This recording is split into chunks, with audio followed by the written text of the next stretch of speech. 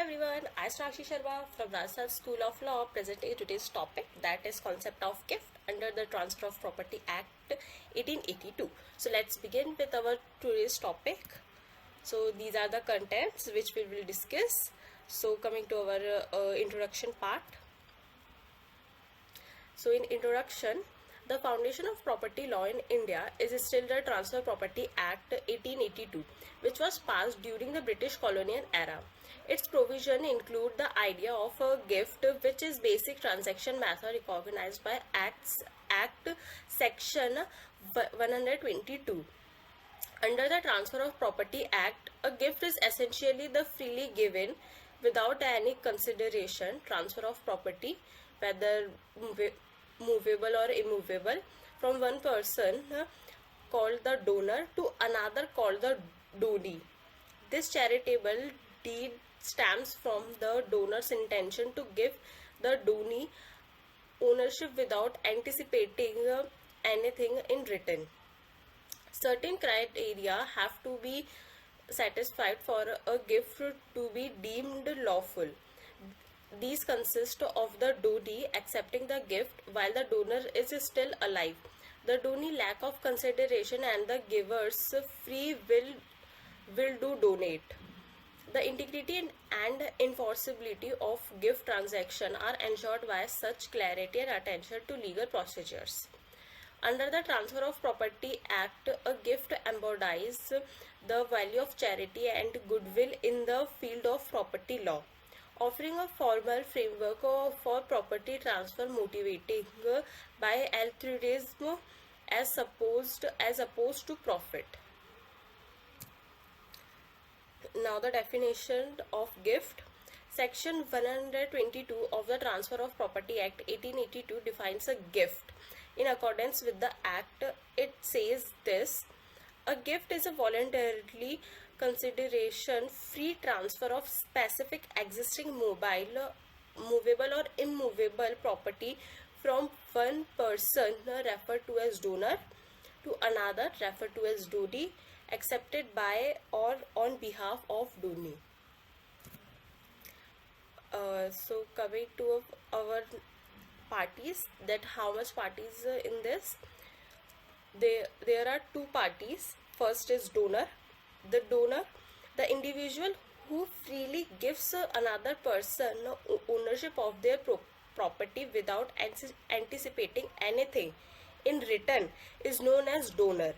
By declaring their intention to transfer the property as a gift, the donor starts the giving process. The property donated must be owned by the giver and they must be of legal age. It is neither a sale or an exchange because the transfer is conducted in exchange for nothing. The donor plans to absolutely and permanently give up all rights to the property. Second one is donee. The person who receives the presented items is known as donee. By accepting the gift, the donee shows that they understand and consent to receiving the item. Acceptance is required for the gift to be completed and might be given explicitly or subtly. Additionally, the donee needs to be able to accept the gift legally. In contrast to a transaction where consideration is given, the donee receives the bestowed property without giving anything in return. With the knowledge that is a voluntarily transfer with no duty to reciprocate, the donee accepts the property. Now types of property, there are two types. The requirement required to complete a gift are covered in section 123 of Transfer of Property Act. Only when these criteria are fulfilled is the gift legally binding. Depending on the type of property, this section lays forth two ways to effect a gift. Registration is required for the donation of real estate if the property cannot be moved. Possession can be given to new owner. The following discusses the modes of transmission of different kinds of property. First is movable property. The traditional method of donating movable property is for the giver to physically deliver the item to the donee. In order for the donee to relinquish possession and control, this transfer must be complete and actualized. When shares or other negotiable instruments are involved, the transfer is frequently made easier by the donee signing and delivery the necessary transfer documentation, including endorsements or share transfer forms. A formal gift deed can formalize the agreement by providing further evidence of the donor's desire to gift and the donor's acceptance where it is not required. Second is immovable property. It means that a more systematic approach is usually required. A registered gift deed, a legal document that legally transfers ownership from the giver to the donee, is executed in the most common manner. For this document to have legal validity, it must be signed on non-judicial stamp paper and registered with the relevant government agencies. Furthermore, delivery of possession, which demonstrate the donee's acceptance and the donor's intention to give, is essential to transaction involving real estates. Under some circumstances, further steps such as transferring title and changing property records could be necessary to indicate the change in ownership. In the case of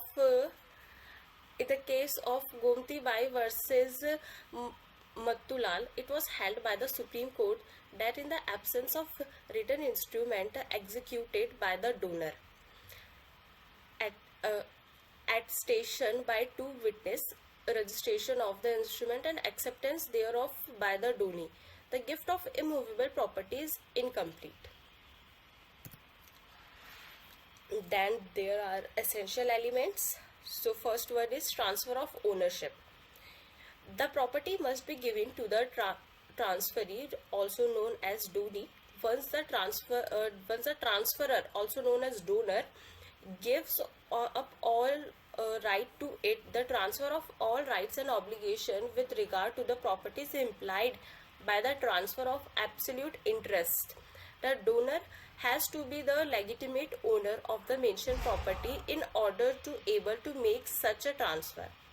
It is permissible to transfer ownership by gifting like other transfers, though there can be restriction on the gift. Second one is existing property. The subject substance of the gift, the property, may be any kind, tangible, intangible, movable or immovable, but it must exist at the moment of the gift and be transferable by section 5 of the Transfer of Property Act. Any form of future property gifted is considered invalid. Furthermore, it is invalid to give someone the gift of specie succession, the anticipation of succession, the possibility to inherit property, or the simple right to suit. Third one is transfer without consideration. A gift has to be gratuitous, meaning that ownership of the item has to be given away without any payment being made. The transaction would be classified as either a sale or an exchange. If the transferee offered very little money or minimal property in return for the transfer of extremely large property, the definition of consideration in this provision is the same as it is in provision 2D of the Indian Contract Act. The consideration is monetary or of a pecuniary nature. Property donated in exchange for love and affection is a transfer without consideration and is thus a gift, since mutual love and affection are not based on financial concerns. A gift is an exchange of property given in exchange for the donee's services. However, when a donee assumes the donor's liability in exchange for the transferred property, it is not gratuitous and is not a gift, because liabilities result in financial responsibilities. For this, Voluntarily transfer with free consent. The gift must be given willingly, meaning that the giver must act in accordance with the free choice and agreement. When a donor gives their full permission without being coerced or subjected to undue influence or deception, they are said to be giving their consent freely. The donor's will must be free and autonomous in carrying out the gift's actions. A donor's voluntarily act also indicates that they completed the gift deed with a complete awareness of the terms and conditions of the transaction. The donee bears the responsibility of demonstrating that the donation was given willingly and with the donor's free permission. Fifth is acceptance of the gift. Must receive the gift from the donee even as a gift. Property cannot be given to someone without the person's agreement. The donee has the same right to reject the gift as they would with non-beneficial or burdensome gifts. Gifts that are considered burdensome are those in which the obligation or responsibility surpasses the subject matter's true market worth. It is therefore required to accept the gift. Such consent may be given explicitly or subtle. From the donee's behavior and the surrounding circumstances, implied acceptance can be deducted. Gift acceptance occurs when the donee receives ownership of the asset or title deeds. In case when the property is leased, consent might be assumed by accepting the obligation to collect rent.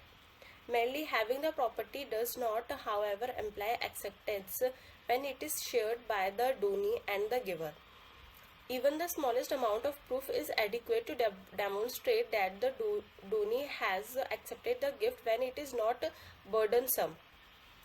If it can be proven that the donee was aware that a gift was being given in his honor, then his silence alone indicates approval. A presumption that the execuants are aware of the contents of deed and its accuracy emerges when the deed of gift expressly state that the property has been given to the donee and he has accepted it, and the document is registered.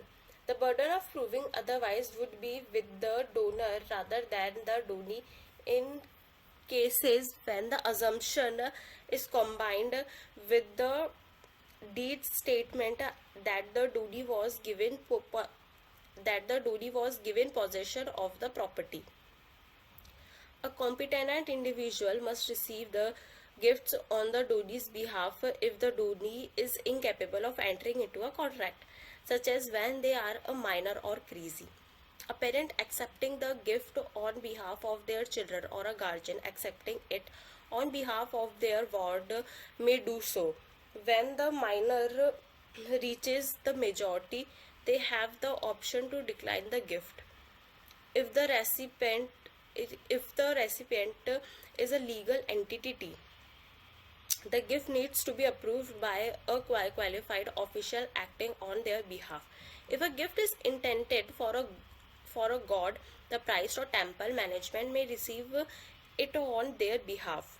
According to section 122, the acceptance must be happen when the donor is still alive and able to provide. The acceptance that follows the donor's demise or incapacity is not acceptance. The donation is considered accepted and legitimate if it is accepted while the donor is still alive but the donor passes away before the registration and other procedures are completed. Then the revocation of gifts. The legal requirements that must be met in the event of condition gifts are outlined in section 126 of the Act.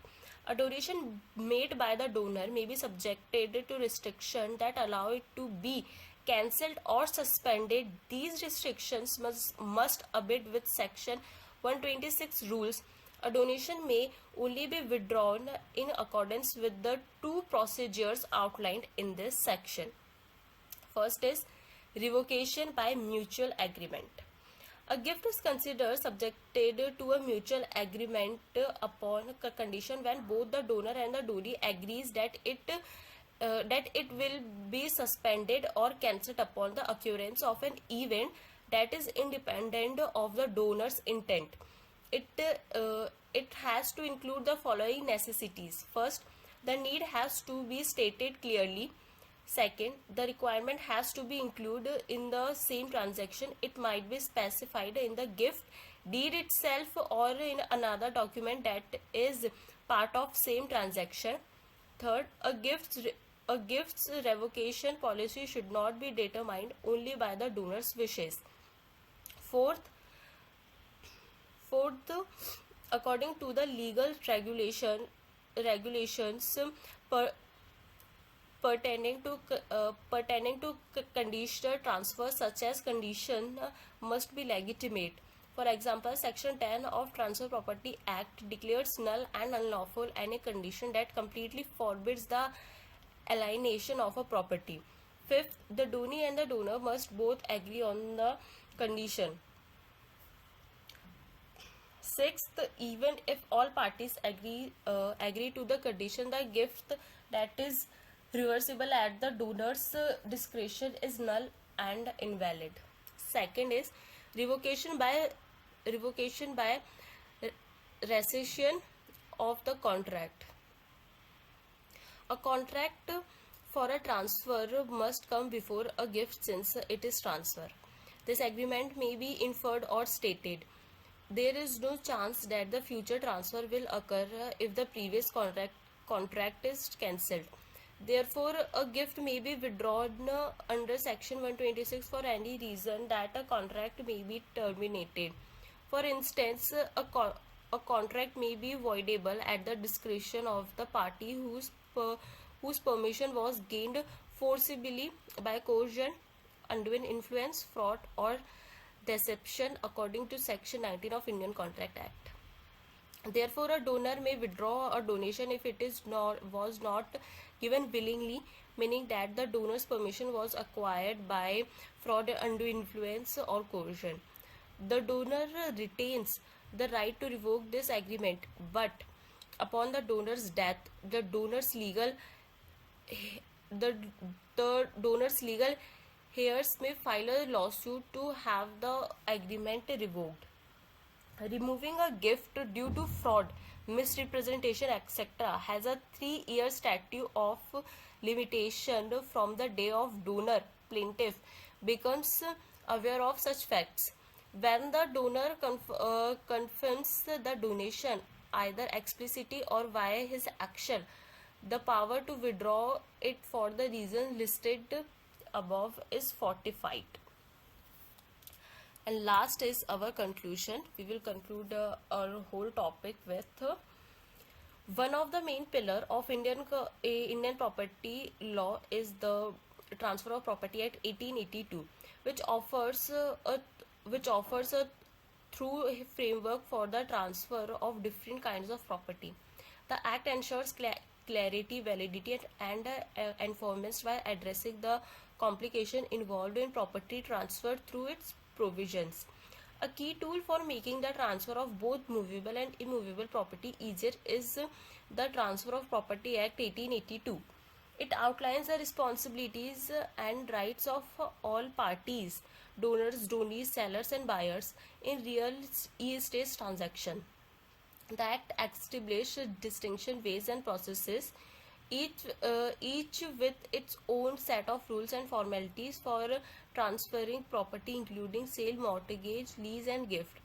The legal guidelines regulating property rights are established by the Transfer of Property Act of 1882, which also outlines the requirements for a legal transfers, the parties' rights and obligations, and the various remedies in the event of disagreement.